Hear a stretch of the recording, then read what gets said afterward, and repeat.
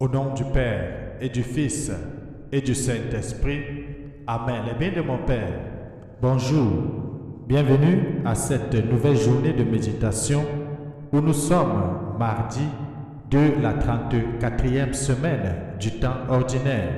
Nous abordons la dernière semaine, comme nous l'avons souligné, de cette année liturgique et dans quelques jours, à partir du dimanche prochain, nous allons entrer, comme vous le savez, dans le temps de l'Avent.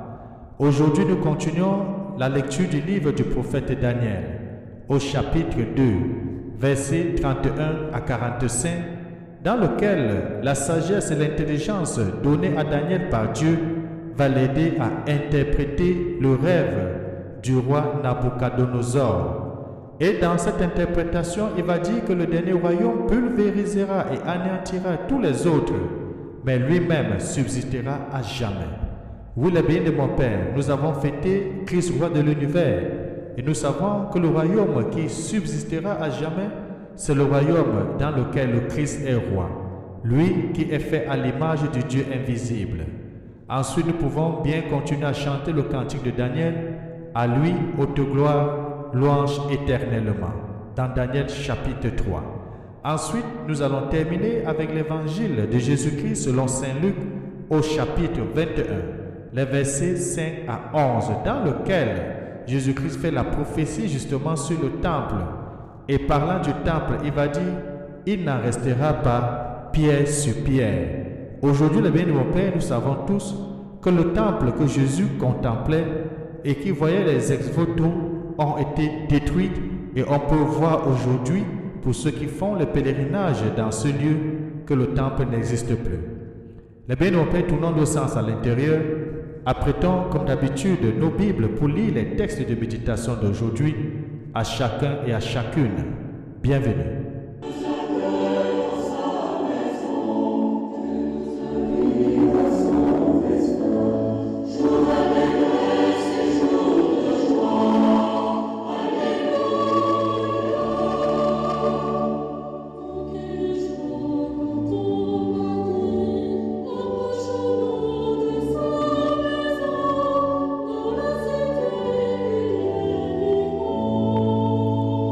Les biens de mon Père, prions.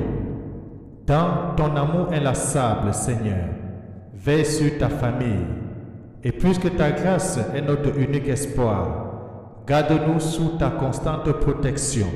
Nous t'avons prié par Jésus-Christ, ton Fils bien-aimé, lui qui vit et règne avec toi dans l'unité du Saint-Esprit, Dieu aujourd'hui, demain et pour des siècles et des siècles. Amen. Les biens de mon Père, lisons le livre du prophète Daniel au chapitre 2, les versets 31 à 45. Ensuite, méditons l'évangile de Jésus-Christ selon Saint Luc au chapitre 21, les versets 5 à 11. Bonne lecture et bonne méditation.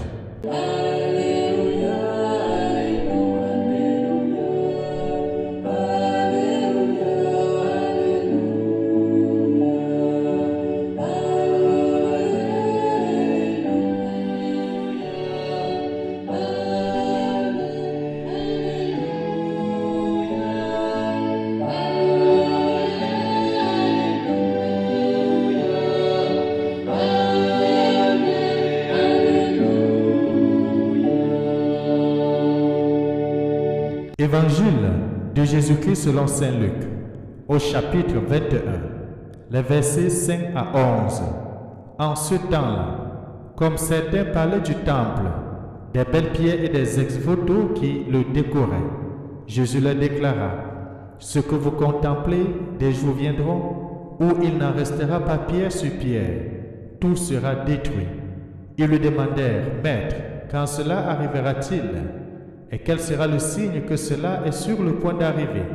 Jésus répondit, « Prenez garde de ne pas vous laisser égarer, car beaucoup viendront sous mon nom et diront, c'est moi, ou encore le moment est tout proche.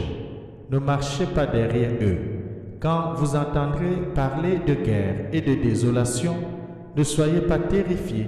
Il faut que cela arrive d'abord, mais ce ne sera pas aussitôt la fin. » Alors Jésus ajouta, « On se dressera nation contre nation, royaume contre royaume. Il y aura de grands tremblements de terre, et en divers lieux, les famines et des épidémies, des phénomènes effrayants surviendront et de grands signes venus du ciel. Acclamons la parole de Dieu. Louange à toi, Seigneur Jésus-Christ. Il n'en restera pas pierre sur pierre. Eh bien, mon Père, c'est ainsi que notre Seigneur Jésus-Christ prophétise sur ce qui arrivera au temple. Le temple que nous savons qui a été construit pendant plusieurs années. Et lorsque Jésus-Christ, d'ailleurs, lorsqu'il sera en train d'annoncer que détruisez ce temple et je le construirai en 3 jours, les gens le reprochaient en disant que ce temple a été construit il y a de cela des années et des années. Comment lui peut détruire le temple et le construire en 3 jours? Mais Saint Jean va nous faire comprendre que le temple dont le Christ parlait, c'était son corps. Parce que le temple aussi, c'est notre corps, comme Saint Paul va le dire, nous sommes le temple de l'Esprit Saint. Mais dans le texte précisément que nous venons de lire dans cet évangile, Jésus parle justement du temple physique, le lieu où les Juifs allaient prier, rencontrer les dieux, le temple où on peut dire il y avait l'arche de l'Alliance, l'arche de l'Alliance. Et c'est dans ce lieu que Jésus justement annonce à ses disciples que son départ inaugurera un temps d'épreuve, un temps de souffrance, un temps de persécution. L'attente sera longue. Saurait-il la garder ouverte à celui qui l'a aimé? Oui, la bénie de mon Père. Nous savons que dans le 1er siècle, les disciples, les apôtres scrutaient l'horizon, scrutaient tout signe pour voir si c'était la venue du Christ. D'ailleurs, d'après certains écrits, c'est autour de l'an 70 de notre temps que le temple a été détruit. Et en ce moment, beaucoup de disciples croyaient justement que c'est le retour du Christ puisque le temple est détruit selon la prophétie que nous venons de lire dans l'évangile d'aujourd'hui. Mais Jésus, en leur annonçant, les souligne de prendre garde, de ne pas se laisser égarer.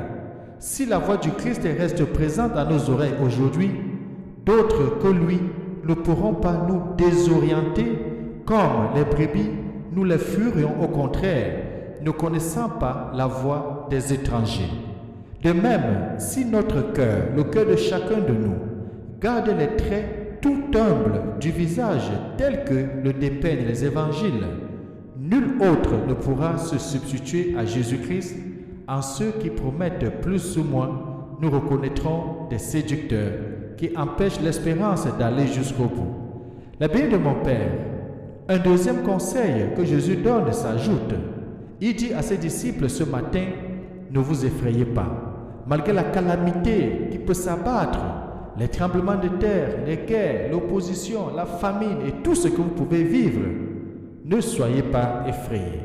La présence du Christ a beau être submergée par les calamités de l'histoire, il ne faut pas écouter la peur, le bien de mon Père, ni ceux qui utilisent l'argument de la peur. La victoire du Christ est là. Oui, sa victoire à lui se situe au cœur de l'histoire et est due au-delà de tous les bouleversements, au-delà de tout ce qui peut avoir comme triomphe. Aucune situation dans votre vie, dans votre famille, dans l'humanité n'échappe à la présence du Christ.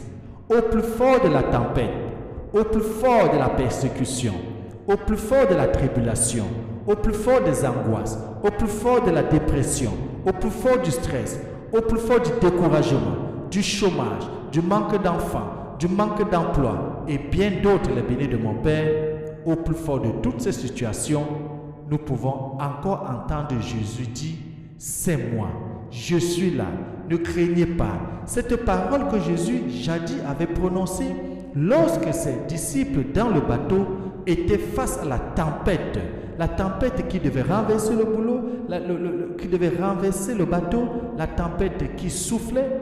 Jésus, marchant sur l'eau, va calmer la tempête, mais surtout va rassurer ses disciples. Cela est fondamental aujourd'hui, la bénie de mon Père. Nous connaissons autour de nous beaucoup de sectes chrétiennes qui utilisent justement la peur, qui utilisent la souffrance, qui utilisent les perturbations que nous pouvons avoir autour de nous dans l'humanité, les guerres, les tremblements de terre, la famine, des maladies. Aujourd'hui, on parle de beaucoup de virus, le virus d'Ebola, le virus du sida. C'est pathologies qui n'ont pas encore de traitement approprié, encore moins de vaccins, il les utilise pour dire, regardez, Jésus avait annoncé ces choses-là, que c'est lorsque nous allons les voir que la fin arrivera. Ils vont prendre des exemples sur la Première Guerre mondiale, sur la Deuxième Guerre mondiale, et annoncent même des catastrophes nucléaires, annoncent même la Troisième Guerre mondiale pour dire, vous voyez, c'est la fin du monde, c'est le Christ qui est en train de venir, il l'avait annoncé, comme nous venons de lire. Mais Jésus nous donne deux conseils ce matin à ses disciples. Le premier conseil, nous l'avons souligné, c'est de ne pas se laisser égarer. Égarer par qui que ce soit.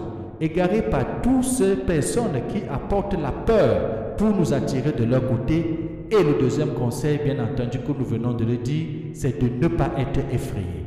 Lorsqu'on a Jésus-Christ, on a confiance. C'est lui le maître des maîtres. D'ailleurs, nous venons de le célébrer comme le roi de l'univers. Il est le roi du monde visible et invisible. Rien ne peut se passer sans l'autorisation de Jésus-Christ. Rien ne peut se passer sans le contrôle de Jésus-Christ. Et nous voulons souligner que dans tout cela, Jésus-Christ est présent. Au fort de tout cela, Jésus-Christ est là. Oui, le bien de mon Père, aujourd'hui et plus que jamais, suivons l'enseignement que l'Église nous donne. Suivons nos pasteurs. Suivons l'enseignement de l'Église. Suivons les valeurs évangéliques. Laissons-nous pétrir par l'Esprit Saint. Laissez-nous transformer par l'Esprit Saint, car l'Esprit Saint, c'est la personne de la Trinité, c'est l'une des personnes de la Sainte Trinité, et l'Esprit Saint nous apporte le discernement, nous apporte la sagesse, nous apporte l'intelligence, nous apporte la force, nous apporte le courage, nous apporte la foi, et toujours de prier que le Seigneur augmente à chacun de nous la foi. Et la meilleure façon, les bien de mon Père, c'est de rester communié toujours à Jésus-Christ à travers sa parole. Parce qu'on rencontre le Christ dans la parole que nous lisons, dans la parole que nous écoutons, ces paroles inspirées comme Saint Paul va le dire à Timothée, toute parole de Dieu est inspirée pour reprendre, pour enseigner. Restons vraiment unis, restons à la fréquentation assidue de la parole. Et lorsque nous sommes assidus à la parole, c'était assidu justement aussi à l'Eucharistie. L'Eucharistie où le Christ se donne à chacun de nous sous forme de pain et de vin, mais c'est son corps et son sang qui nous le donne, ce sang qui a coulé sur lui, qui a coulé de ses côtés lorsqu'il a été transpercé. Les bénis de mon Père, plus que jamais, que rien ne nous effraie. Même les difficultés que nous vivons au niveau personnel, au niveau familial, au niveau communautaire, au niveau national, au niveau mondial, le Seigneur est là, il est présent. Ne soyons pas effrayés, ayons confiance en lui. Il a vaincu tout cela. Lui-même, nous voyons la vie du Christ au milieu de nous. Il a souffert sa passion. Au-delà de sa passion, il est mort. Et au-delà de la mort, il est ressuscité et il est vivant éternellement. Que Dieu Tout-Puissant nous aide aujourd'hui à rester unis en lui et qu'il nous bénisse et nous garde. Lui qui est Père, Fils et Saint-Esprit. Amen. Bonne journée.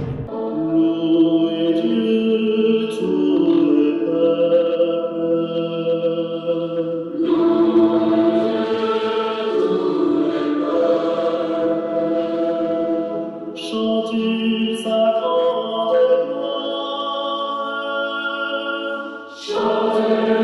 gloire.